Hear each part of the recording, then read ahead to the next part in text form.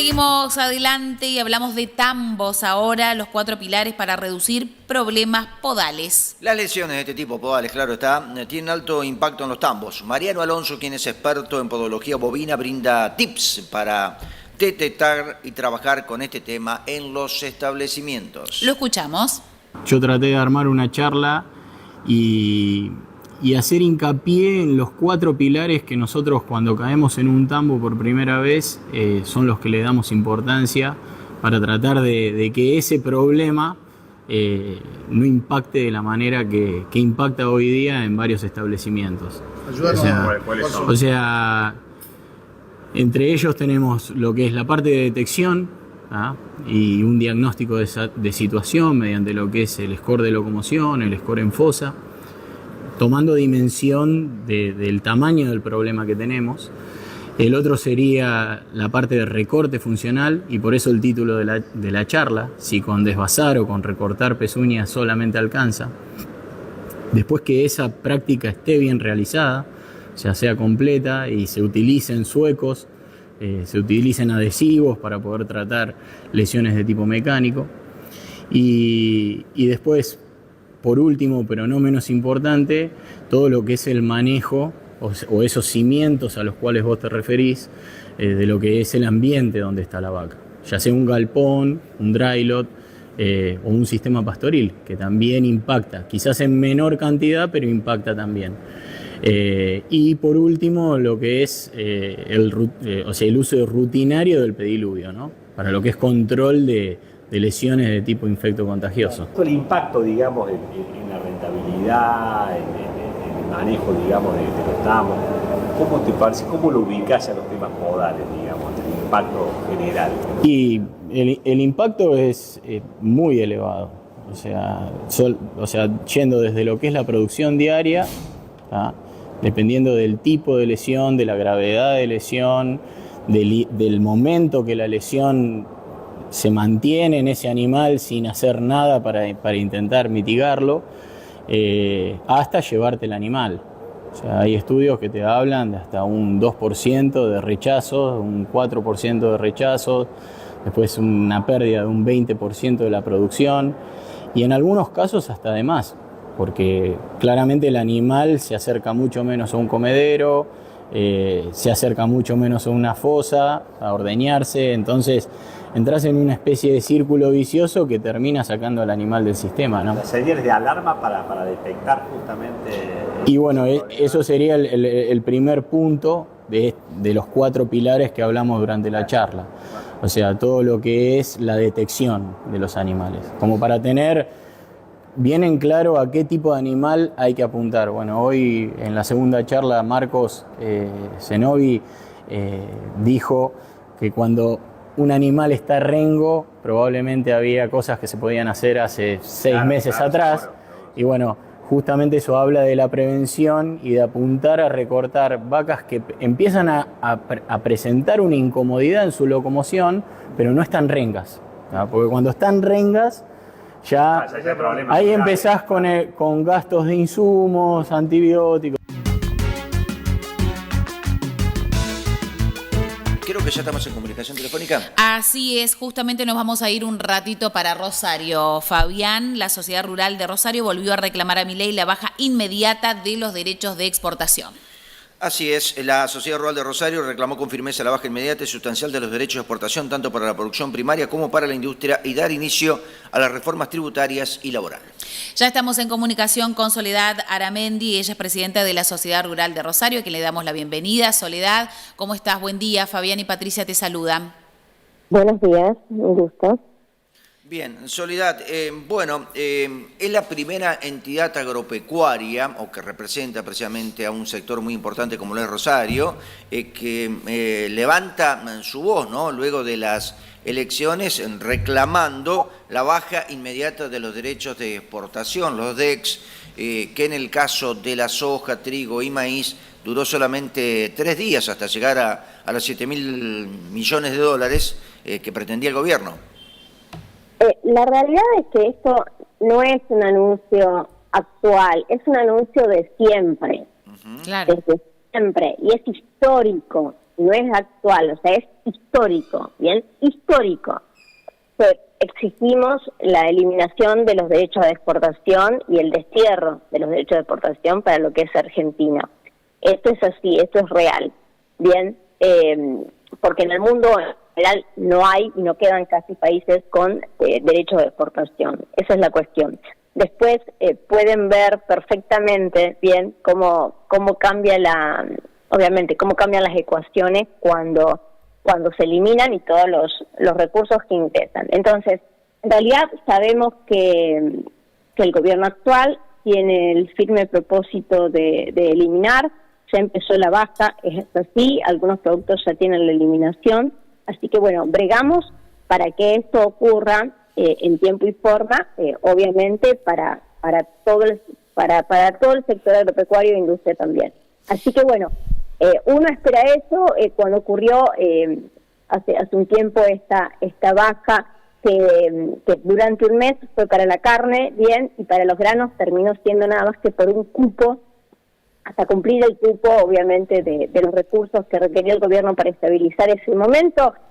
Bueno, realmente lo que ocurrió después de esa operación es que las ventas se hicieron, las declaraciones de ventas se hicieron en 3 días, pero faltaba la mercadería. Entonces, en el tiempo hoy, eso llevó a buscar la mercadería en el mercado y eso llevó a un alza del precio de los cereales. Bien, eso ocurre, eso se ha vivido y se sigue viviendo, y aparentemente por otras variables también el precio quedó en alza. Bien, así que desde ya que la Rural de Rosario históricamente y actualmente siempre reclama la eliminación definitiva de los derechos de exportación, esperemos que ocurra, y no solamente el tema de los derechos de exportación, sino que trabajar arduamente por las reformas tributaria y laboral. Eso es imprescindible para salir adelante, para reactivar lo que es la microeconomía, además, para reactivar el trabajo, para reactivar el consumo, o sea, para reactivar inversión, generar trabajo. O sea, esto es imprescindible. Por eso necesitamos realmente el acuerdo de todas las líneas políticas, bien, nadie quiere volver atrás, esta es la realidad, gubernamentalmente, pero sí sabemos todo lo que hay que mejorar actualmente. Entonces, pero esto se hace entre todos, bien, en consenso.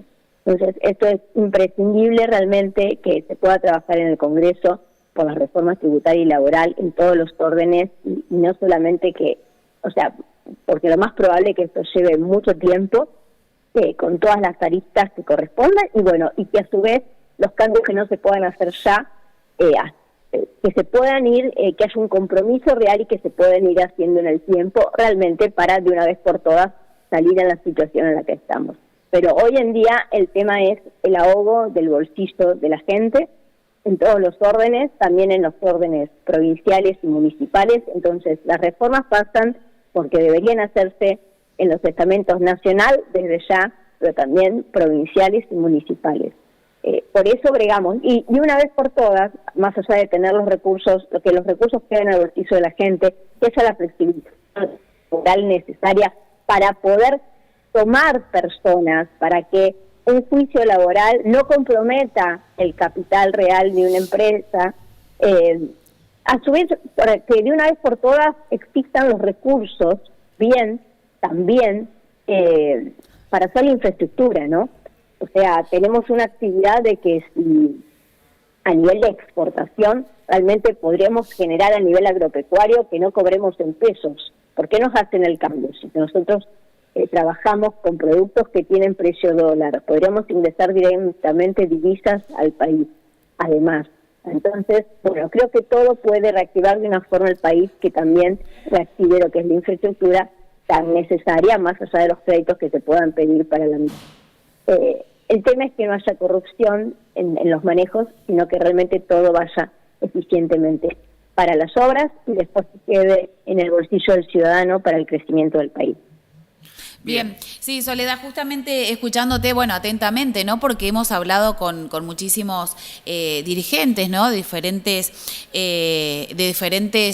organismos y demás, productores también, y siempre hablan de esto, ¿no? De la cuestión de fondo, de una reforma estructural, como vos mencionabas, y también, por supuesto, que no es un reclamo de ahora, sino que es un reclamo de siempre.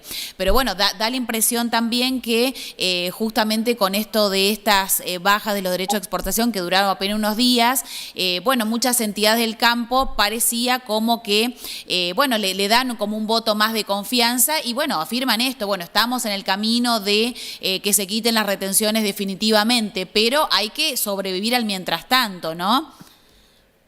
Sí, totalmente, desde ya. Bueno, la carne está en un buen momento en general, y los granos en realidad terminaron subiendo, ¿bien? O sea, porque por la demanda real de las declaraciones de venta.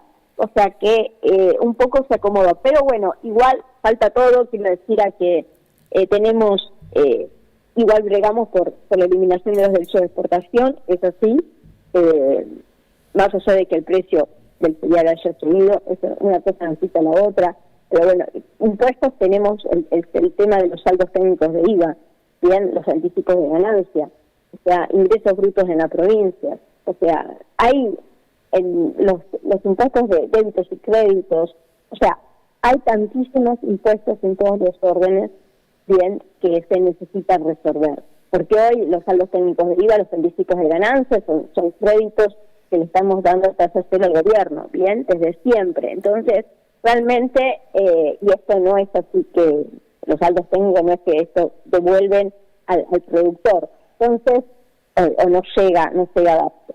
Entonces, bueno, todos son cuestiones así y tantas más que hay que resolver de una vez por todas. Eso es la realidad, para que los recursos queden en el ciudadano, en el sector privado. Eso sí, y el Estado sea simplemente un administrador y realmente el que te garantice lo que es, obviamente, infraestructura, educación, salud y demás.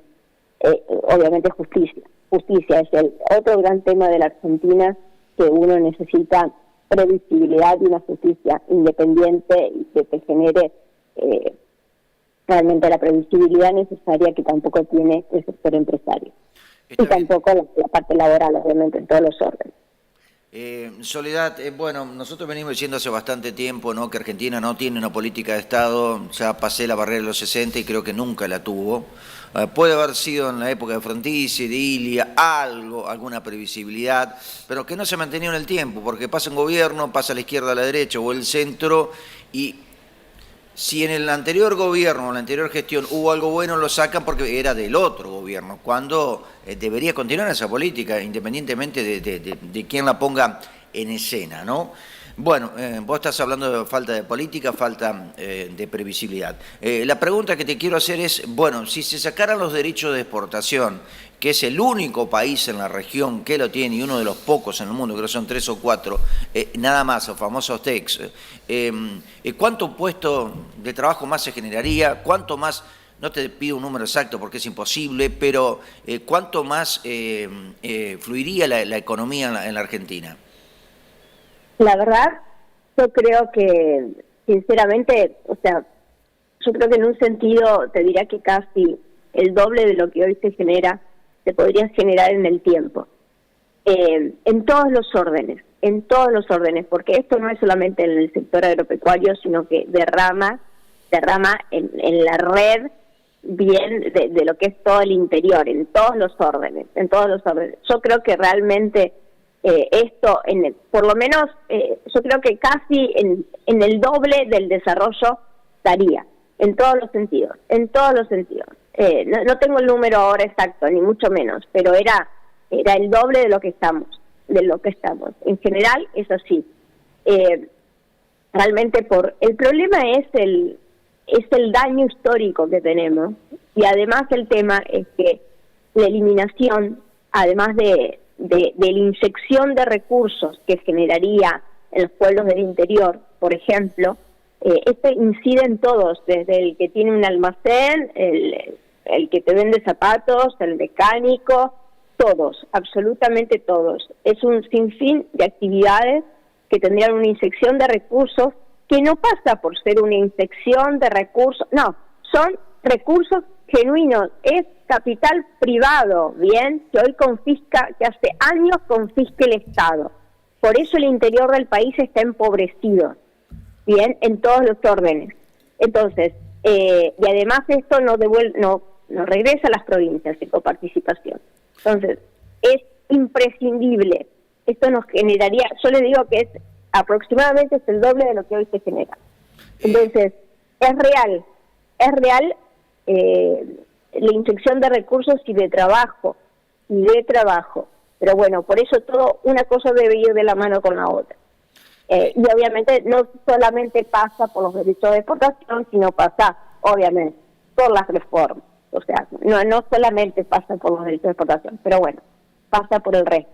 Así que bueno, es algo que no solamente lo debe pedir el sector agropecuario o otras entidades que estén implícitas en eso, sino que la ciudadanía es la que lo debe exigir, porque acá nos están quitando los recursos a todos realmente. Bien, una última pregunta. Hubo una reunión entre la mesa de enlace en la cual participó un foro de negocios, si mal no recuerdo, en estos últimos días, en donde estuvo presente el secretario de Agricultura, Sergio Iraete, que dijo que van a bajar las retenciones, pero no dijo cómo, dónde, cuándo y de qué manera. Bueno, en el invierno en Palermo empezaron a anunciar, la situación también estaba muy áspera en ese momento, muy áspera, y empezaron a bajar los derechos de exportación. Hay que seguirlos de cerca, eso sí es simple, hay que seguirlos de cerca, esa es la realidad, es una promesa de campaña, esperemos que así sea, pero los vamos a seguir de muy cerca. Ya lo hicimos desde siempre, bueno, ahora también, es así. Bueno, ahora estuvo ayer la reunión con todos los gobernadores, bien, para tratar el tema de, supongo, que cómo manejarse en el Congreso, y obviamente que las provincias, sobre todo las provincias productivas, se siente con una deuda atroz por el tema de derechos de exportación. Así que supongo que se van a bregar también por lo mismo, pero bueno, obviamente, además tenemos que entender que perfectamente acá no le estamos sacando recursos al Estado, sino que con el ingreso de divisas y demás podemos lograr la estabilización de la macroeconomía perfectamente bien. Así que, al contrario, y en creces, y en el tiempo, pero necesitamos esta inyección de recursos porque es un daño histórico que tenemos. Entonces, para poder reactivar el país se necesita años de inyección de recursos realmente para lograr el crecimiento. Entendamos que tenemos un país donde no se genera agregado de valor, bien, falta desarrollo industrial genuino, o sea, ¿por qué? Porque no hay recursos para invertir, a veces no hay recursos para producir, entonces menos para generar el resto de la cadena, ¿sí? Son cuestiones básicas, elementales, además, y queremos traer también, lograr inversión extranjera en el país. Así que esperemos que vayamos por este camino y vamos a seguirlos muy de cerca para que los cambios ocurran. En el invierno, en Palermo, la situación áspera de la producción y la presión generaron la baja de los derechos de exportación. Para ganadería iba a ser, pero para agricultura no. Se logró por la presión del campo, porque la situación estaba muy áspera. Además, veamos, o sea, provincia de Buenos Aires está bajo agua. Es una vergüenza. Sí. Y además no solamente es provincia de Buenos Aires, muchas provincias desaguan en la bahía de San Borondón. O sea, que la resolución, la continuidad de las obras de la cuenca del Salado son imprescindibles. Así que también, no puede ser que, o sea, eso ocurra, la situación así, y después, ¿cuántas otras provincias tienen problemas de agua y de sequía, y en realidad están a la vera del río Paraná? Bien, bueno, y no están las obras necesarias, ni hablemos de las rutas, no están las obras necesarias, entonces se necesitan acueductos, se necesita gobernanza del agua. Bueno, tenemos un país que no ha invertido históricamente en infraestructura, bueno, es parte de lo básico y elemental para cualquier civilización en la historia se desarrolle. Bueno, Argentina también lo puede hacer. Bien. Bueno, Soledad, nosotros te agradecemos muchísimo por hacerte un tiempito y, bueno, para charlar con nosotros aquí en Info Federal. Te deseamos un buen día y, bueno, por supuesto que siempre estamos atentos a esto, ¿no? A los reclamos y a escuchar todas las voces y ojalá, bueno, por supuesto sean oídas, ¿no? No, aparte, si hay algo que me gusta de Soledad, la conocí en algún momento, en algún reclamo de los isleños, allí en el Puente Rosario Victoria, del lado de Rosario, es que no tiene pelos en la lengua, es muy franca, es muy directa, muy frontal.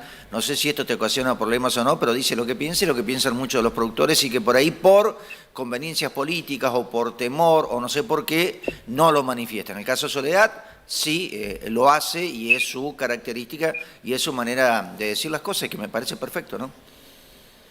Muchas gracias a ustedes. Gracias por colaborar en esto, por difundirlo, porque esto se hace entre todos. Alfalfa de calidad, el camino para avanzar en el cultivo. Mariano Cuchillete, miembro de la Comisión Directiva del Clúster de la Alfalfa de Córdoba, brinda su mirada sobre el camino que habría que transitar para la sostenibilidad del cultivo y poder aprovechar las oportunidades que ofrece el mundo. Vamos a escucharlo. Tranqueras adentro, lo que uno debería estar pensando es en la calidad, ¿sí? Tratar de mantener siempre lo más estable posible la calidad. Cuando hablamos de calidad, hablamos de proteína, hablamos de valor relativo del forraje, digestibilidad, fibra detergente neutro y también, o sea que eso se lo da el estado fenológico de la planta a la hora del corte. Bien. Y en nuestras condiciones, lo que es la zona centro, Córdoba, es la humedad, ¿no?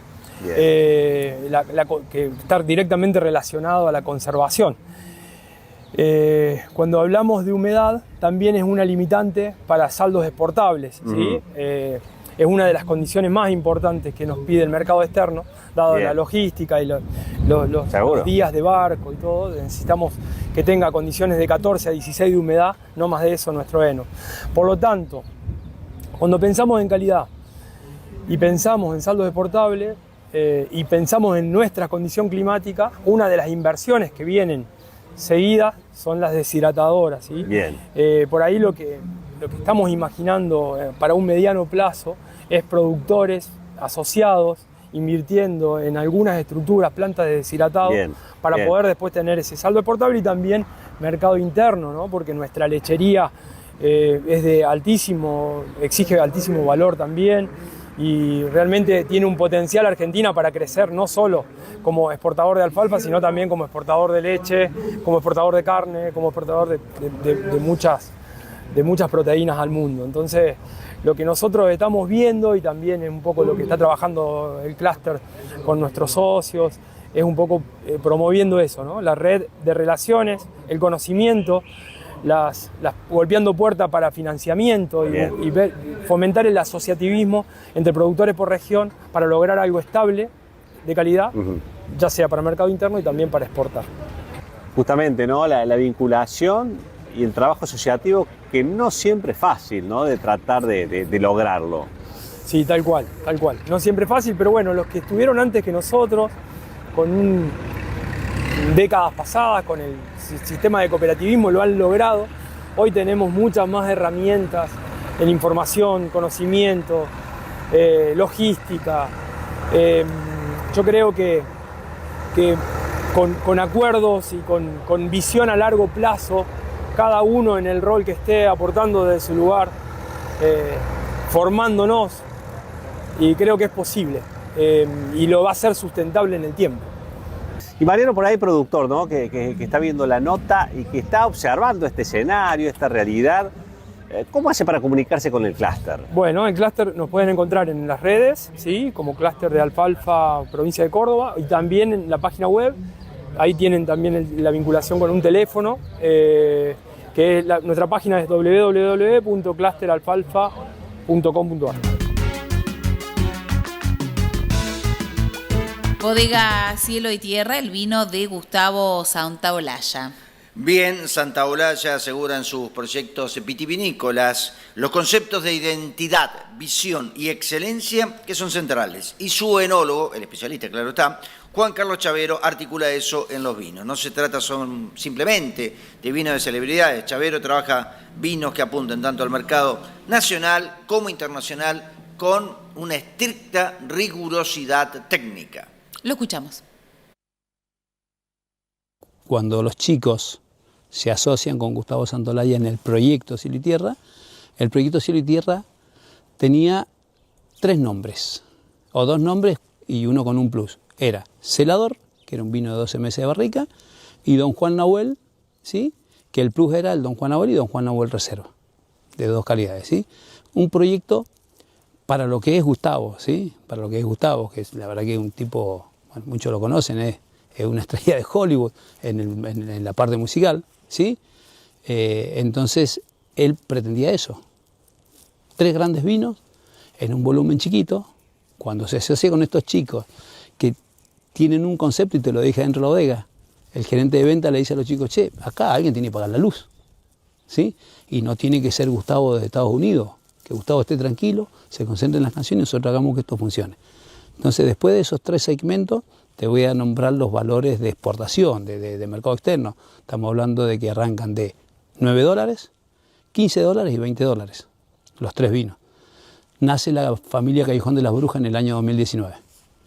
Y cuando tengo la suerte de que me hacen participar todo el tiempo a mí con los nuevos proyectos y opinar, y yo lo escucho a ellos también porque entiendo que el vino no se hace para el enólogo, ¿sí? Se hace para venderlo. Entonces yo escucho mucho los comerciales, entonces ahí me plantean de hacer un Callejón de las Brujas, aprovechar una marca que ya estaba inscripta en la empresa, y me plantean qué pasa si hacemos 6 varietales de entrada y los ponemos cada uno en su caja, pero a su vez hacemos un mix, una caja con todos los varietales. Ahí yo les pedí que me permitieran hacerlo sin madera, ¿sí? Entonces en una caja de mix van los 6 varietales. Si en un año aparecen 8 varietales, en la caja de mí ponemos 6 y después cada varietal en su caja. Ese es el proyecto hoy, que es el que más vende en Cielo y Tierra. Hoy ese proyecto está vendiendo 20.000 cajas, ¿sí? Y nada, hoy podemos decir que Cielo y Tierra es una empresa que creció.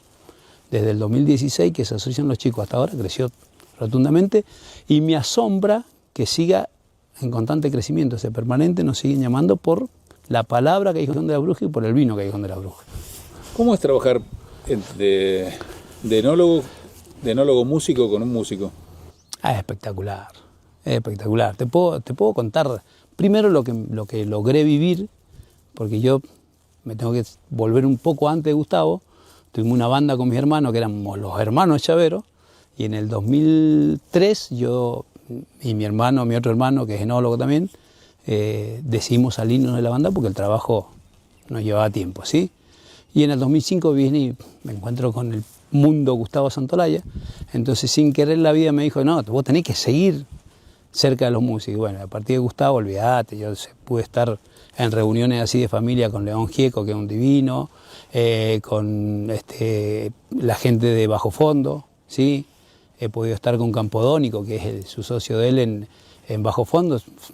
Genial, genial. Y bueno, en una situación tuve en un lugar, en un evento, donde pude estar y fotografiarme y conversar con Charly García, Mercedes Sosa, Jaime Torre, Kevin Johansen. Entonces digo, wow.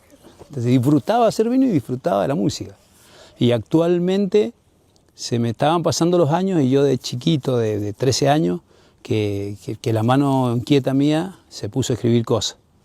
Y empezaron mis hermanos a grabarlo hace varios años, que esto y lo otro. Entonces este año, mejor dicho, hace 3 años atrás, se me ocurrió un proyecto que era producirle a uno de mis hermanos, que es músico, netamente músico, Federico Chavero, se me ocurrió producirle un disco. Entonces ahí empezamos a trabajar y ahí aparece Santolaya de nuevo, cuando lo llamo y le digo, Gustavo, quiero que escuches todo lo que hemos grabado y que me digas si me puede ayudar. Y Gustavo de allá, manejando piolina, dijo, llámalo a esta persona, él te va a hacer toda la masterización, todo, es para este disco, todo, y bueno, hoy está en el mercado el disco Vino, no se puede llamar otra cosa. Mi hermano músico, yo amante del vino, así que siempre apoyado por Gustavo y conversando mucho con Gustavo. Mi hermano me lleva una botella de vino de un enólogo amigo de ambos, no sabía de quién era el vino porque era sin etiqueta, me lo hace degustar, me dice, ¿qué te parece? Y le digo, tiene, le digo, realmente unos componentes increíbles este vino, pero faltó poesía. ¿Sí? ¿Y qué sería eso? Agarrar 2 lotes de barrica, juntarlo y así fraccionarlo. Porque son los 2 lotes que tienen 24 meses. O los 3 lotes que tienen 12 meses, por decirlo, ¿sí? Pero estamos los enólogos que somos poéticos, no soy el único. Si bien yo hago música también, pero somos poéticos, nos gusta ir probando barrica por barrica y que cada una te transmita. Y te transmite, Pablo, por Dios que te transmite, te emocionás. Yo he terminado degustaciones de 50 barricas, cuando hago los recorridos barricas, digo un lote 50, y termino emocionado o me voy preocupado porque una barrica desafinó. Te lo tengo que decir en el mundo, una barrica desafinó y no va a poder estar en la orquesta, no va a poder estar en el grupo que quiero formar. Y después, bueno, me encierro en el laboratorio, tengo un colaborador ahora, Jorge Ison, que está involucrándose en el mundo de hacer vino fino, y nos encerramos ahí y empiezo a jugar y te tiene que transmitir el vino. ¿Qué es lo que tiene que hacer una canción? Transmitir también. Muy bien, hemos llegado al final de un programa más, al final de un mes más. Nos reencontraremos la semana que viene. Exactamente, que tengan un excelente fin de semana, que disfruten y bueno, el lunes estaremos aquí tempranito a las 8. Será hasta noviembre.